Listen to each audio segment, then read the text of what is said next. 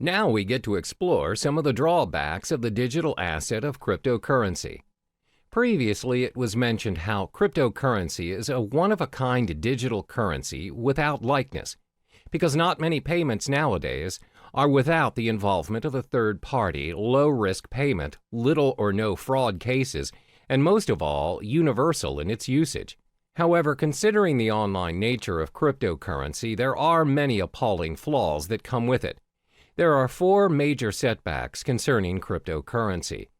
The first one is the lack of understanding over cryptocurrency. In most cases, people are still unaware of the digital currency world and the potential it holds.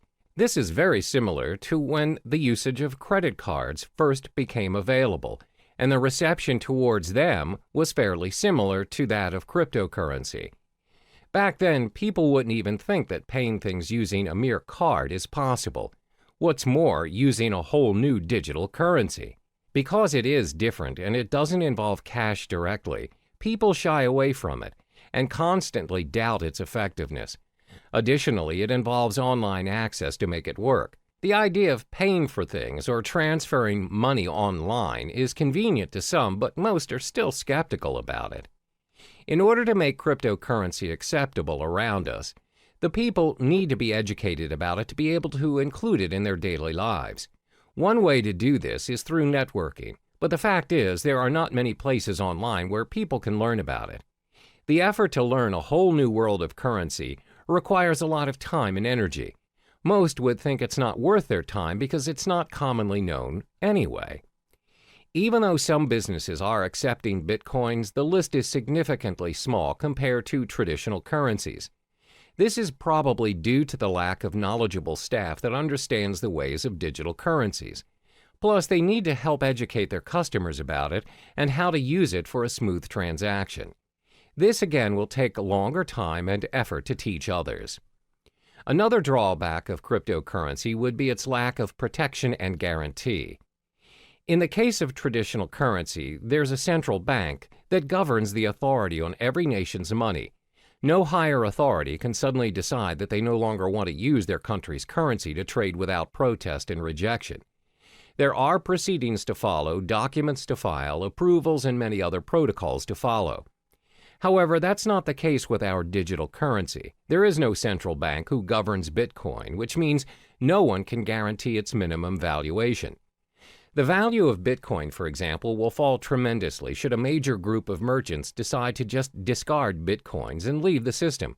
This will inevitably put other users who have invested thousands of dollars into Bitcoins into a major loss. There's no one to contact to complain about these losses or rules to help compensate them.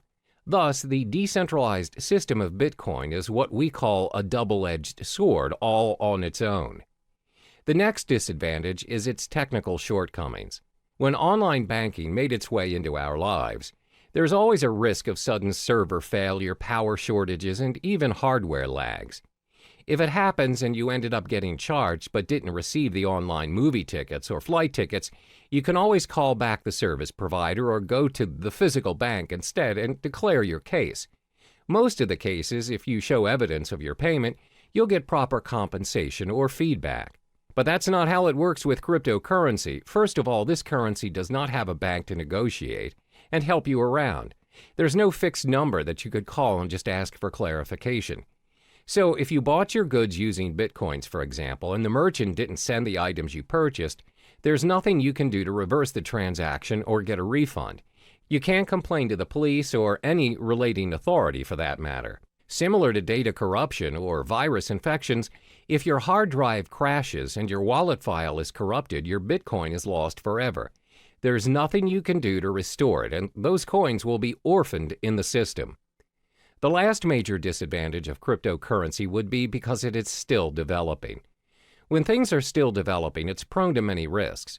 There are so many incomplete features that can be improved, but it takes longer time to finalize, especially if it has no physical form. With traditional currency, despite the method of payments nowadays are done online, and without us actually seeing the physical money transferring from one account to another, at the end of the day, when you reach the ATM, you are capable of holding that cash. You can use it to buy stuff from the stores, physically and online. That shows how developed our traditional currency is. Since cryptocurrency doesn't have any physical form, its usage is obviously restricted. It must always be converted to traditional currency to enjoy its worth. According to studies, there was a time when there was a proposition to store Bitcoin wallet information on cards. However, there is no consensus nor continuation of the proposal. Most probable reason would be because merchants find it unfeasible to support all the cryptocurrency cards. There's no system for an immediate payment using the cards. Thus, users are forced to convert it into real money anyway. As you can see, there are 4 disadvantages of cryptocurrency. There is a lack of understanding towards this digital currency, plus there's a minimum protection and guarantee when using it. Because it's mostly operating online, it's bound to experience all kinds of technical flaws, and it's still developing. The world of cryptocurrency is relatively new to some people, and it can be difficult to understand, because nobody really knows what currencies will or can be adopted and at what scale. So in the next chapter, we'll talk about what the future holds for cryptocurrency.